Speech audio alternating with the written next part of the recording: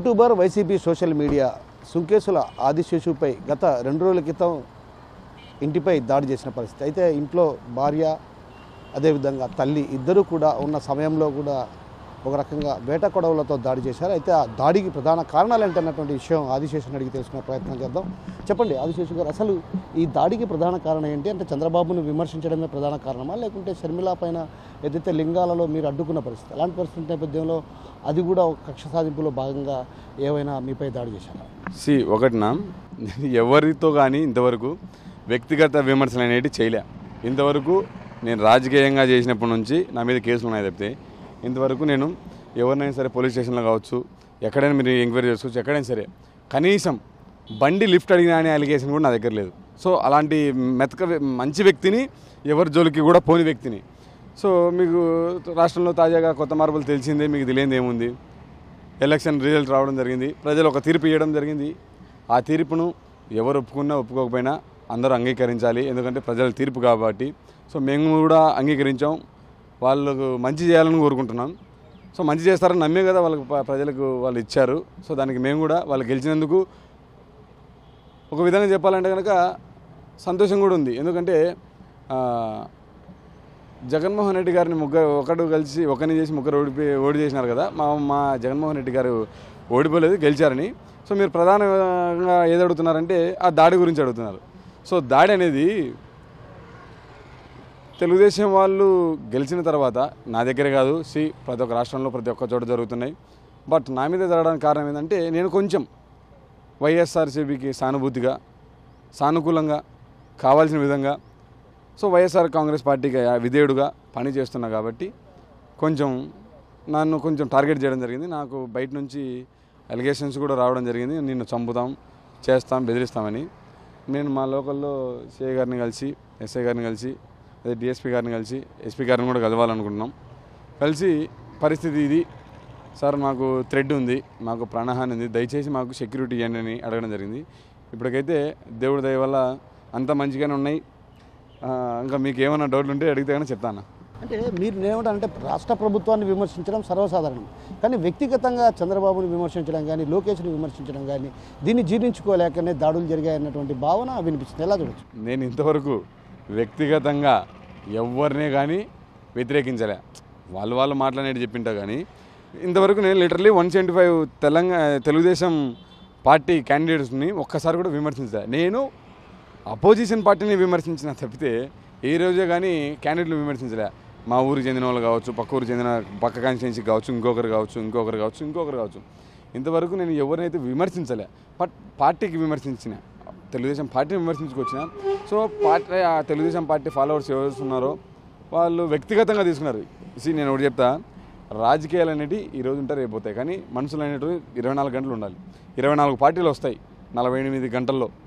కానీ రాజకీయాన్ని రాజకీయంగానే చూడాలి. ఇప్పుడు షర్మిలమ్మని, మీరు షర్మిలమ్మ గారిని అన్నట్టు ఆమెను ఆపినందుకు దాడి చేసినారంటే షర్మిలమ్మ గారిని రాజకీయ పరంగా జగన్మోహన్ రెడ్డి గారిని తిట్టుతుంటే మేము ఆపాం. షర్మిలమ్మ గారికి మా ఇంటికి ఎప్పుడైనా సరే వచ్చే అవకాశం ఉంది. ఆయన మా ఇంటి ఆడబిడ్డ, రావాలి కూడా. ఇప్పుడు ఇంటి ఆడబిడ్డ పసుపు కుంకుమకు ఆడిపోతుంది, పుట్టింటికే పోతుంది. ఎవరు షర్మిలమ్మ గారికి పుట్టినలేది? పులివెందులు కాదు, రాయలసీమ ప్రతి ప్రాంతం అంతా ఆయన పుట్టినలేపా. సో ఆయనను కాపాడుకోవడం ఎంత బాధ్యత. ఆయనను గొడవ చేయాలని కానీ, ఆయన మీద దాడి చేయాలని కానీ అనేది లేదు. జగన్మోహన్ రెడ్డి గారిని అంటే లింగాలకు వెళ్ళి అంతర్గతం చేయాల్సినటువంటి అవసరం ఏంటి? అసలు లింగాలలో వైసీపీ నేతలు లేరా? మీరు ఇక్కడి నుంచి లింగాలకు పోవడం ఏంటి? నాది మురార్ చింతల గ్రామం, లింగాల మండలం. మా మండలానికి వచ్చి మా నాయకుడిని జగన్మోహన్ రెడ్డి గారు, నువ్వు కూడా మా దేవతవే. జగన్మోహన్ రెడ్డి గారు దేవుడైతే నువ్వు కూడా మా దేవతవే. కానీ మా దేవుడిని తిట్టేటప్పుడు మేము ఓల్చుకోలేకపోయినాం. నువ్వు మా ఇంటి వ్యక్తిగత విమర్శలు వేరన్నా, పార్టీ రాజకీయంగా విమర్శించడం. కానీ షర్మిలమ్మ గారు అంటే సంతోషమైన, ఇప్పుడు షర్మిలమ్మని చూస్తే జగన్మోహన్ రెడ్డి గారిని ప్రింట్ చూసినట్టు ఉంటుంది. మేము ఆనందపడతాం ఆయన చూసినందుకు, ఎంతో గర్వపడతాం. ఒకటిగా వస్తుందని కూడా మాకు ఆయన మా మీదకి వచ్చిందని భయం లేదు, పక్షపాతంగానే ఏం లేదు.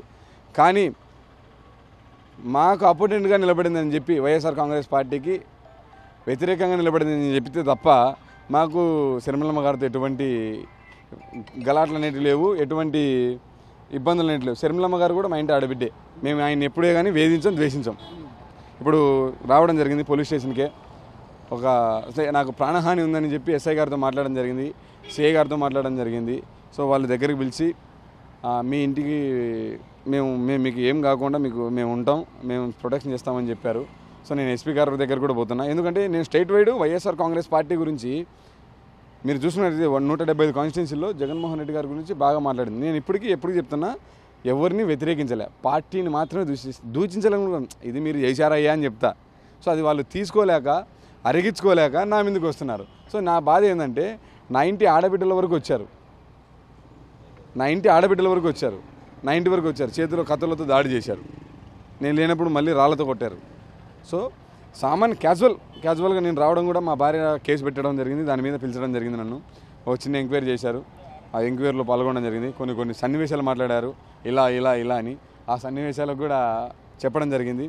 దాని తర్వాత నాకు నోటీస్ ఇచ్చారు, తెలుగుదేశం పార్టీకి వ్యతిరేకంగా చేయొద్దు అని కాదు కానీ రెచ్చగొట్టేలా చేయొద్దు అన్నారు. సో మేము కూడా పాలకపక్షం ఇప్పుడు ఏదైతే గవర్నమెంట్ చేయబడుతుందో జనాలకు మంచి చేయాలని కోరుకుంటున్నాం. మంచి చేస్తారని నమ్మారు కాబట్టి జనాలు ఓట్లు వేశారు. సో మంచి చేస్తే మేలని మేము కోరుకుంటాం. అది చేయడం ప్రజలకు తోడుంటామని జగన్మోహన్ రెడ్డి గారు చెప్పారు.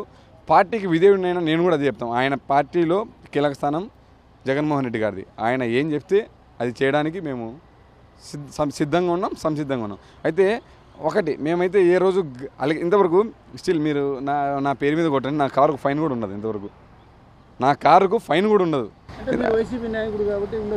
ఎవరు అన్న ఎందుకన్నా అటు మాట్లాడుతా, నా పేరు మీద ఫైన్ కూడా ఉండదు. ఎందుకంటే అంత ర్యాష్ డ్రైవింగ్ కూడా ఉండదు. మా డ్రైవర్కి కావచ్చు, నేను చెప్పేది కావచ్చు, ర్యాష్ డ్రైవింగ్ వద్దు, ఎందుకురా మనం ఉన్నామని మనం అంటారు. నాకు ఇంత ఒక్క కేసు, లిటరల్లీ ఒక్క కేసు లేదు. మొన్న అది ఎలక్షన్ ఈవో వాళ్ళు పెట్టిన కేసు తప్పితే ఒక్క కేసు నా మీద లేదు, రాదు, ఉండకూడదని కోరుకుంటున్నా దేవుణ్ణి. సో ఈ వ్యాఖ్యలు అన్నీ కూడా చూస్తే ఒక రకంగా రెచ్చగొట్టే విధంగా ఉంటాయి. వాస్తవంగా మీరు ఒప్పుకోవాలి ఈ విషయం. ఎందుకంటే నేనేమంటానంటే మీరు పెట్టినటువంటి సోషల్ మీడియా పోస్టులో కూడా రెచ్చగొట్టే విధంగా ఉంటాయి. షర్మిలాను కూడా అడ్డుకునే పరిస్థితుల్లో నువ్వు గమనించినట్టయితే రెచ్చగొట్టలే. ఆ రోజు కూడా నేను షర్మిలమ్మ మా ఇంటి ఆడబిడ్డ, ఆయన మా ఎప్పుడైనా రావచ్చు, ఎప్పుడైనా పోవచ్చు. కానీ జగన్మోహన్ రెడ్డి గారిని అంటే గాను ఊరుకో అంటే ఆమెను దాడి చేస్తామని కాదు, కానీ మేము మళ్ళీ చెప్తున్నాం, మేము ఏ పని చేసినా కానీ శాంతియుతంగానే చేస్తాం. మీరు రాలేసినారంటే మేము మళ్ళీ తిరిగి రాలేయం. ఎందుకు? మీకు జనాలు పగ్గం కట్టినారు మంచి చేస్తారని. సో ఆ నమ్మకంతో ఇచ్చారు కాబట్టి మీ భౌతిక దాడులు అనేది మాత్రం కరెక్ట్ కాదు. అది మీరు కావచ్చు, మేము చేసినా కానీ ఆ భౌతిక దాడులు అనేది చేయకండి. నేను తెలుగుదేశం వారికి ఒకటే చెప్తున్నా, అటు నుంచి బీజేపీ వాళ్ళకి ఒకటే చెప్తున్నా, జనసేన వాళ్ళకి ఒకటే చెప్తున్నా, మీ ప్రభుత్వం వచ్చిందని సంతోషపడండి, సంబరపడండి, సంబరాలు చేసుకోండి. అంతేగాని మీరు ఎలా కష్టపడ్డారో మీ పార్టీకి కార్యకర్తల, అలా ప్రతి ఒక్క పార్టీకి, కాంగ్రెస్ కావచ్చు, బీజేపీ కావచ్చు, వైఎస్ఆర్సీపీ కావచ్చు, తెలుగుదేశం కావచ్చు, జనసేన కావచ్చు, ఏ పార్టీ అయినా సరే, చాలా పార్టీలు ఉన్నాయి. ప్రతి ఒక్క పార్టీలు కావచ్చు, అందరు కార్యకర్తలు వాళ్ళ పార్టీని మెప్పించుకోవడానికి, వాళ్ళ పార్టీని పైకి తీసుకోవాలని చేస్తారు. కానీ వేరే వాళ్ళను కొట్టాలని చూడకూడదు ఎప్పుడు. ఎందుకంటే వాళ్ళకు కుటుంబాలు ఉంటాయి. నేను కూడా ఏ రోజు కానీ ఎవరితో కానీ కొట్లానేటి ఒక వీడియో తీయండి, ఎవరితో కానీ నేను కొట్లానేటి ఒక మాట చెప్పండి. ఎవరితో నేను క్లీన్ స్వీప్ నేను ఈరోజు చెప్పగలుగుతున్నా. దొమ్మల మీద చేయి వేసుకొని నా మీద ఎలక్షన్ ఈవో వాళ్ళు పెట్టిన కేసులు, నేను రాజకీయంలోకి వచ్చిన తర్వాత వచ్చిన కేసులు నా మీద ఉన్నాయి తప్పితే వేరే విధంగా అయితే నా మీద కేసులు లేవు. నేను ఎవరిని కొట్టినట్టు, పోయి మధ్యలో ఎవరిని కుదిరినట్టు నాకు మంద అలవాటు లేదు, నా సిగరెట్ అలవాటు లేదు. నేను దేవుళ్ళని బాగా మొక్కుతా. ఎందుకు పోతా చెప్పి ఇప్పుడు కూడా వాళ్ళు పిలిచి వాళ్ళకు రెచ్చగొట్టే విధంగా పెట్టాకని చెప్పారు. దానికి యాక్సెప్టబుల్గా మాకు ప్రొటెక్షన్ కావాలని చెప్తే వాళ్ళు కూడా మాట్లాడుతున్నాం అని చెప్పారు. సో ఇప్పటికైతే అన్ని సాఫీగా జరుగుతున్నాయి. ఏదో క్యాజువల్గా పిలిచారు, క్యాజువల్గా వచ్చామన్నా. అంటే ఇప్పటికే మీ పైన 2 సార్లు దాడి చేశారు, ఇంకా ఇప్పటికే మీ పైన 2 సార్లు దాడి చేశారు. సో మరో 3 సార్లు దాడి చేశారు. సో అసలు ఎందుకు అంటే ఇంత మీరు నేను ఒక రెచ్చగొట్టే వ్యాఖ్యలు చేయలేదంటున్నారు. స్టేట్లో యూత్లో జగన్మోహన్ రెడ్డి గారిని అభిమానించే వ్యక్తిలో మొదటి స్థానం నాది. అది ఎప్పటికీ ఉంటుంది. చాలామంది ఆఫర్లు చేస్తున్నారు, మొన్న కాంగ్రెస్లోకి రాని కానీ నా మాటలు బాగుంటాయి, చురుగ్గా ఉంటాయి, యువకుని బాగుంటానని చెప్పి పిలుస్తున్నారు. కానీ టార్గెట్ చేసుకోవడం ఎందుకు, మిమ్మల్ని ఎందుకు టార్గెట్ చేసుకున్నారంటున్నాను. ఇప్పుడు ఒక మంచి వ్యక్తి, నాయకుడు నీ వల్ల 10 మంది వస్తారంటే కనుక నిన్ను ఏ పార్టీ అయినా సరే గుంజుకోవాలని చూస్తుందే చూడదా. నీకు 10 మంది వ్యూవర్షిప్ ఉన్నారంటే కానీ ఏ పార్టీ అయినా గుంజుకోవాలని చూస్తుంది. నీ మాటలు 10 మంది వింటున్నారంటే ఏ పార్టీ అయినా సరే గుంజుకోవాలని చూస్తుంది. సో అలాంటి ప్రయత్నాలని నేను నమ్ముతున్నా. నేనైతే ఒకటి చెప్తా, కరువు కష్టకాలంలో కానీ జగన్మోహన్ రెడ్డిని వదలను. తిన్నీకి లేకపోయినా సరే నా పని నేను చేసుకుంటే కార్యకర్తల పని చేస్తాను. ఈ బుద్ధి కూడా అంటే నేను నాకు ప్రభుత్వం వస్తే నీకు ఏ పోస్ట్ ఇవ్వాలంటే కనుక నాకు ఏ పోస్ట్ కన్నా తర్వాత ఇష్యూ అది సరే ఈరోజు దేనికి ఇష్టం కార్యకర్త వైఎస్ఆర్ కాంగ్రెస్ పార్టీ కార్యకర్త అనే ఒక పోస్ట్ ఇస్తుంది నాకు, అంతకుమించి నాకేం వద్దన్నా. దాడులు చేశారు కరెక్టే, కానీ భౌతికంగా దాడులు వద్దు. ఇప్పుడు ఫైనాన్స్ పరంగా కూడా తొక్కుతున్నారు, ఆల్రెడీ మీకు చెప్పకూడదు కొన్ని నా వర్క్ నా ప్రొఫెషన్ పరంగా కూడా తొక్కుతున్నారు అన్న. వాళ్ళకి పగ్గం కట్టినాం, వాళ్ళు మంచి చేయాలని కట్టినాం, వాళ్ళు మంచి చేస్తారని నమ్ముతున్నాం. వాళ్ళు మంచి చేస్తే మొదటిగా ఆనందపడే వ్యక్తులం మేమే, చెడు చేస్తే బాధపడే వ్యక్తులం. చెడు చేస్తే వెళ్ళి ఎత్తి చూపిస్తాం, మంచి చేస్తే చప్పట్లు కొడతాం. అది ఏ పార్టీ అయినా సరే, తెలుగుదేశం పార్టీ ఏం కాదు, జనసేన పార్టీ కాదు, ఏ పార్టీ అయినా సరే సామవేదంగా పోవాలా. రాళ్ళు రప్పలు కొట్లాట్లు ఇవన్నీ వద్దున్నా మనకి. ఎప్పుడు చేయాలా? నేను ఒకరోజు ఒక ఇంటర్వ్యూలో చెప్పాను, జగన్మోహన్ రెడ్డి గారిని పొగిడితే నా మీద రాలేస్తారంటే నేను అవన్నీ సిద్ధంగా ఉన్నా అండి అని. ఇప్పుడు మన రోజు కాదని నేను ఓరుకుండడం కాదు, మనదాని రోజు మొరగడం కాదు, అన్ని రోజులు అలాగే ఉండదు. చాలామంది అంటున్నారు. నాకు ఒకటే బాధ ఏంటంటే మా అమ్మ మా భార్య ఏడ్చడం, ఆ కత్తి పట్టుకొని ఆ దాడులు. సో దానికి నేను కూడా భౌతికంగా పోయి రాగాలు పెట్టి ఏం రాని ఎక్కడని మనకు వద్దన్నా. మన ఆదిశేష్ అనేటువంటి ఇంతకుముందు ఎలా చూసినారు, ఇప్పుడు ఎలా చూస్తారో నాకు తెలియదు, కానీ శాంతియుతంగానే పోతా. ఒరే అని కూడా ఏం రా మా ఇంటికి రాలేసినామని కూడా అన్ను.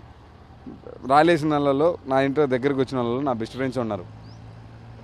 ఫ్రెండ్స్ ఉన్నారన్న. కానీ ఇలా మెచ్యూరిటీ మైండ్ లేనిది ఏంటంటే రాజకీయాన్ని రాజకీయంగా చూడండి. దయచేసి అందరికీ ఇప్పుడే చెప్తున్నా, ప్రతి ఒక్క పార్టీ కార్యకర్తలకు, అది టీడీపీ కావచ్చు, జనసేన కావచ్చు, ప్రతి ఒక్కరికి రాజకీయాన్ని రాజకీయంగానే చూడండి, వ్యక్తిగతాన్ని వ్యక్తిగతంగా చూడండి. ఈ రాజకీయం కోసం నీ మిత్రులను పోగొట్టుకోకండి, ఈ మిత్రుల కోసం ఈ రాజకీయ పార్టీని దగ్గర కాకండి. మీరు రాజకీయం చేసినా కానీ ఆ పార్టీ వరకు, ఆ పార్టీ ఆఫీస్ దాటినామా రైట్ మనం కాఫీ తాగుతాం, అరే రారా మామ ఇలాగే ఉన్నాను. నేనే కాదు, మేము ప్రతిపక్షంలో ఉన్నప్పుడు ఇలాగే చెప్పాం, ఇప్పుడు కూడా అలా చెప్తాం. సో భౌతిక దాడులు అనేది కరెక్ట్ కాదు. చాలామంది మా వైఎస్ఆర్ కాంగ్రెస్ పార్టీ కార్యకర్తల మీద జరుగుతున్నాయి. మా జగన్మోహన్ రెడ్డి గారు, మా అధ్యక్షుల వారు కూడా చెప్తున్నారు మంచి చేయడానికి ఆపుతున్నామని. కానీ మా ఫ్యామిలీ మీద జరగడం కూడా కొంచెం బాధాకరం. స్టేట్లో కూడా అందరూ బాధపడుతున్నారు, పెద్ద వాళ్ళు ఫోన్ చేస్తున్నారు, ఇది కరెక్ట్ కాదు, మేము నీ అంటూ ఉన్నామని. సో ప్రతి ఒక్కరికి నాకు ఫోన్ చేసి నాకు మీరు సపోర్ట్ చేసిన మీడియా మిత్రులకు ప్రతి ఒక్కరికి 2 చేతులు ఎత్తి ధన్యవాదాలు చెప్పుకుంటాను.